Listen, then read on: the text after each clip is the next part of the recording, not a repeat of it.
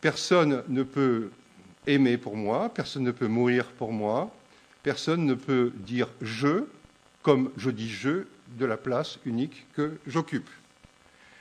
Et c'est pourquoi mon existence signifie l'épreuve d'elle-même unique, le tissu d'événements uniques, de ma subjectivité elle-même unique exposée au monde, ou encore l'exercice vivant, actif et sensible de ma durée propre, au sein d'une durée spécifique du monde, d'une époque, d'une ère, existence donc unique, temporalité unique, au sein d'un temps unique et qui jamais n'aura de correspondance ou de retour. Mais si moi je suis cette subjectivité unique, comment puis-je concevoir d'autres existences uniques? Sont-elles dotées de la même unicité incommensurable? Comment le savoir? Comment ces unités, ces unicités, à supposer qu'on l'attribue à autrui, peuvent-elles entrer en relation? Peuvent-elles se confronter sans renoncer à leur unicité respective? Qu'est-ce qui peut, au contraire, entacher, entraver, dénaturer leurs relations? Qu'est-ce qui, au contraire, pourrait permettre d'obtenir une relation qui fût désaliénée et telle qu'elle permette à l'unicité de chacun de pouvoir totalement s'accomplir?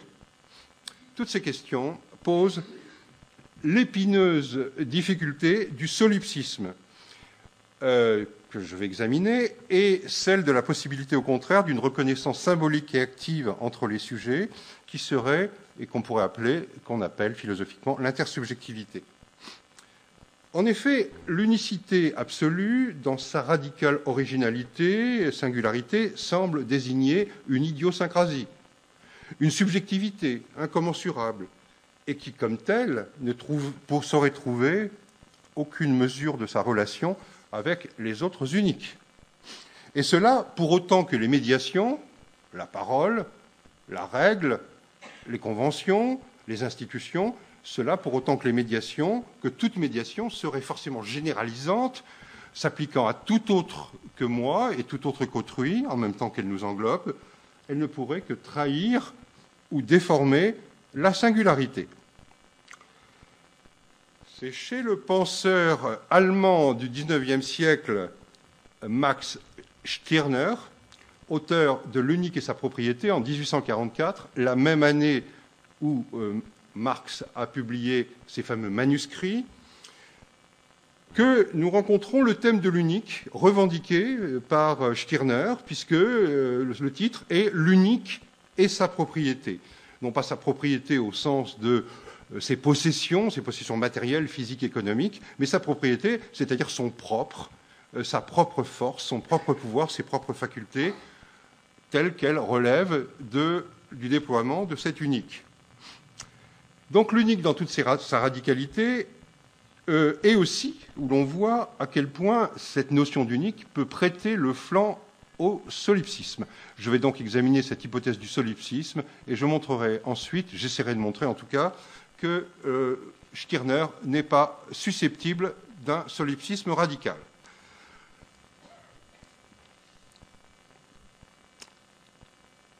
L'originalité de la pensée de Stirner, c'est de reprendre la question de l'unicité de Dieu.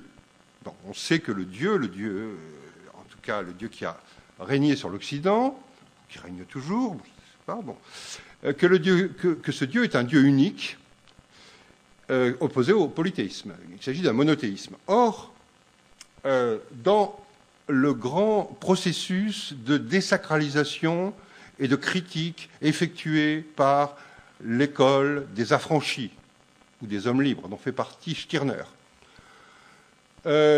chez Marx, chez Bruno Bauer, et un petit peu auparavant chez Feuerbach, on a chaque fois une critique de l'idée de Dieu comme étant un absolu transcendant réel, alors que Feuerbach en particulier montre que Dieu, en fait, n'est que la projection de l'ensemble des attributs de l'homme portés à l'infini. Donc, désaliéner l'homme, c'est tout simplement faire descendre ce qui relevait de Dieu sur l'homme, le retransposer à l'homme, le restituer à l'homme. Par conséquent, déjà, le premier point, enfin, c'est très net, c'est que nous avons affaire à un athéisme radical, puisque non seulement on n'a plus affaire à une transcendance divine, mais à l'homme, et pas simplement à l'homme avec un grand H, mais à l'homme chaque fois décliné en première personne, c'est-à-dire à l'unique, à des uniques. Stirner va plus loin, puisqu'il déconnecte de façon générale l'unique de toute relation rationnelle et pratique de l'unique au sein d'une société. Alors bien entendu, c'est la réalité, mais il considère que cela est une aliénation de l'unique, et par conséquent, l'unique ne saurait être référé à une règle commune ou à un dénominateur commun qui l'obligerait à rentrer en rapport nécessaire avec ses semblables, et en tant que tel, il rompt aussi avec l'esprit des Lumières, même avec l'esprit des Lumières athées. Il pose la radicale autosuffisance ontologique et pratique, c'est-à-dire dans l'ordre de l'action, de l'individu, conçu à la fois comme principe fondamental ou comme existant particulier.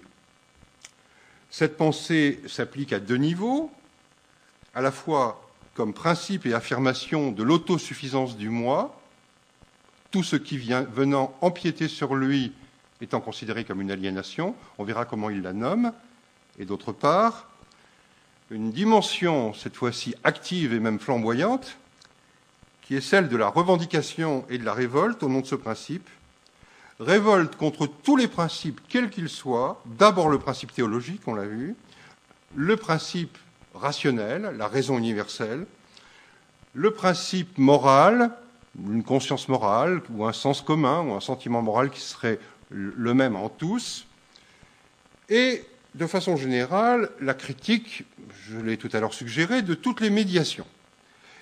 Et par conséquent, la maxime que chacun va reconnaître facilement, la maxime de Stirner, c'est ni Dieu, ni maître, ni règle. Alors voyons la question du solipsisme, que j'appellerais, si vous voulez, l'apparent solipsisme de Stirner. Rappel sur le solipsisme, solus ipse, être seul en soi-même, être seul par soi-même, exister par soi-même.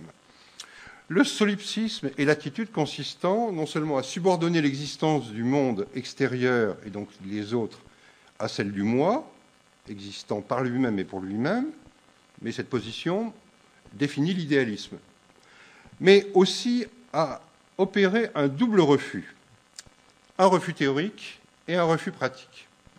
Le refus théorique, c'est celui de faire relever l'homme d'une nature ou d'une essence antérieure qui l'engloberait dans un genre dont il serait simple exemplaire et partie prenante, dont il reproduirait les attributs comme des sortes de thèmes dont il déclinerait ensuite les variations. Mais en tout cas, il y aurait une nature qui précéderait, disons, la critique de l'idée que l'essence précède l'existence. Un refus pratique aussi, refus pratique d'obéissance à quelque puissance extérieure que ce soit, qu'elle soit transcendante ou englobante, c'est-à-dire le refus de tout principe, de toute autorité, de toute norme qui n'aurait pas sa source dans le sujet et lui seul. Qu'il s'agisse de la famille, de l'école, de l'État, de la religion, de la morale, etc. On voit évidemment les choses prendre la figure anarchiste que l'on anticipe. Dans le cas de Stirner, le refus théorique se traduit par un athéisme radical, je l'ai déjà indiqué tout à l'heure, mais ce qui est cette fois-ci plus original et décisif, c'est aussi par un anti-humanisme résolu. Ou en tout cas, à supposer qu'on restitue, qu'on essaye de sauver l'humanisme chez Stirner, ce serait un humanisme vraiment d'un nouveau genre, parfaitement original. Anti-humanisme résolu opposé à celui de Feuerbach, de Bauer. Feuerbach, par exemple, pour qui l'amour, la raison et la volonté sont les trois essences, les trois attributs de l'essence de l'homme, lorsque on les a fait descendre de la volonté infinie de Dieu, de l'entendement infini de Dieu et de l'amour infini de Dieu. Et pour Feuerbach, je le répète, nous ne sommes pas à nous seuls l'humanité, mais c'est l'humanité tout entière comme espèce qui peut espérer, en se libérant des chaînes de la religion, incarner pratiquement et par degrés l'amour, la volonté et la raison universelle, où l'on reconnaît évidemment, dans sa forme la plus pure, l'idéal de l'humanisme. Eh bien, Stirner récuse cette attitude, pour autant que l'humanité, que l'idée d'humanité implique la participation au genre humain, la participation non choisie, bon, la conformité à une essence et à des traits génériques, c'est-à-dire une nature commune, impliquant comme un modèle auquel se conformer, et en particulier une conformité à des dispositions morales, rationnelles, juridiques ou sociales, qui seraient celles de tout homme, et qu'il incomberait par exemple à l'éducation de développer. Or, rien n'est plus aliénant, selon Stirner, que la dépendance à un commun, au sens commun, à un principe commun, on l'a vu tout à l'heure avec le genre, selon lequel l'homme ne se définit plus qu'en général et selon le plus petit dénominateur commun de l'espèce. À quoi il oppose l'unicité individuelle, inconditionnelle, inaliénable, singulière. Pratiquement, il en résulte une attitude d'insurrection à l'égard de tout ce qui pourrait empiéter sur la libre définition de soi et sur la libre disposition de soi, c'est-à-dire tous les pouvoirs issus du commun, tous les pouvoirs sur le commun et s'appliquant au commun sur les individus, lesquels pouvoirs s'enveloppent en général dans des abstractions, ce qui permet à ces abstractions, comme le pouvoir, l'État, la morale, de s'appliquer indifféremment à tous et à chacun, ce qu'il désigne sous le nom de fantôme. L'unique, c'est donc celui qui va se battre contre les fantômes, celui qui va dissiper les fantômes. Stirner est le Don Quichotte qui va s'attaquer au moulin de l'aliénation généralisée.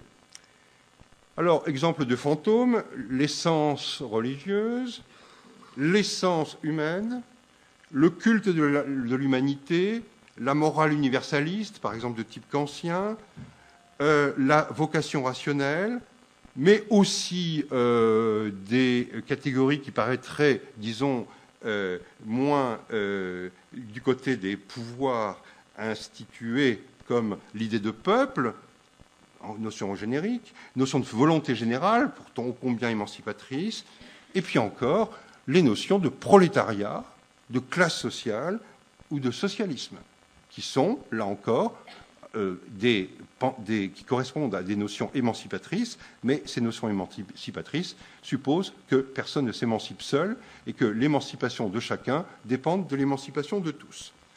Alors, ce qui est très intéressant chez Stirner, c'est qu'il nomme ces fantômes l'au-delà en nous. Autrement dit, et comme déjà, mais je n'aurai pas le temps évidemment de l'aborder, comme chez Nietzsche, rapport puissant avec Nietzsche, il critique les chimères de l'au-delà, qui sont en général des chimères oppressives, et sauf que cet au-delà est en nous, je ne sais pas, par exemple, la moralité, ce que Prévert appelle le respect humain, avec ironie, etc., l'au-delà en nous, qui est l'ultime version de la piété.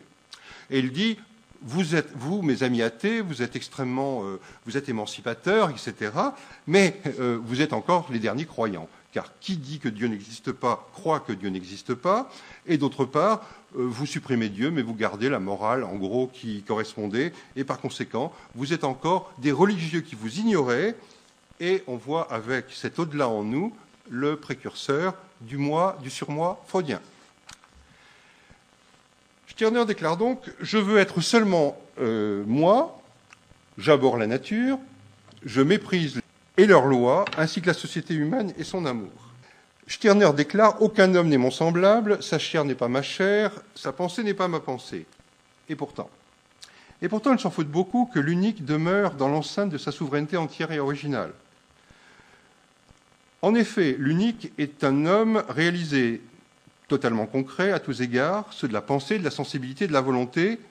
Il est destiné à se débarrasser des fantômes et, à partir de là, accéder à l'autojouissance. Mais cette autojouissance n'est pas un onanisme, c'est une expansion vitale qui est destinée à créer et augmenter le sentiment de soi et de son unicité. Et c'est pourquoi, très logiquement, l'unique dans sa manifestation, et non pas dans son idée, mais ce n'est pas une idée, l'unique dans sa manifestation doit nécessairement être amené, à titre d'être désirant, à rencontrer les autres, dans le conflit, le combat, les jouissances partagées, et par conséquent, il est amené à créer des relations. Alors, relations, mais non pas règles. Il va créer des relations, il ne va pas nouer des liens. Ici, je crois qu'il est important de faire la différence. Alors, que sont ces relations, et non pas ces liens? Eh bien, ces relations sont chaque fois désirées, ces relations sont chaque fois égoïstes et intéressées, mais précisément parce qu'elles sont égoïstes et intéressées, elles sont exemptes de tout ressentiment, puisqu'il n'y a aucun esprit de sacrifice qui les anime, et par conséquent, en faisant pour moi ou en adressant par moi et pour moi mon amour à l'autre, je jouis de l'amour que l'autre éventuellement peut m'adresser, sans attendre quoi que ce soit de cet amour, sinon son actualisation présente, contemporaine, en ne faisant aucun serment, en ne m'engageant pas pour l'avenir, puisque si je m'engageais pour l'avenir, j'aliénerais la liberté fondamentale de mon unique. Et par conséquent, ce qui demeure possible dans les relations avec autrui, c'est évidemment l'amitié libre mais révocable, l'amour libre mais révocable, l'union libre mais jamais définitive. Ce qui est possible politiquement, c'est les associations de combat, les brigades internationales, par exemple. Ce qui est encore possible, c'est la commune, et le propre de la commune, en principe, c'est d'être constamment un ensemble instituant et non pas institué d'individus qui révoquent et qui peuvent révoquer chaque fois leurs représentants et qui même se passent de représentants. Autrement dit, tout ça est assis sur une certaine fragilité, une contingence, le contraire de l'éternité et le contraire de la sacralisation. Et évidemment, on reconnaît de nombreux échos que je ne vais pas commenter là maintenant, à la fois sur la sensibilité contemporaine et sur des pensées, par exemple, qui ont pu être celles de Sartre. Autrement dit, pas de solipsisme chez Stirner, mais ce qu'on pourrait appeler précisément un compagnonnage de route, d'unique à unique, un compagnonnage de route entre ces êtres sans que, à aucun moment, il ne soit question pour eux de fonder une société durable. Il appelle cela l'association. L'association est vivante, vivifiante, précaire, mais après tout précaire, comme toute existence humaine.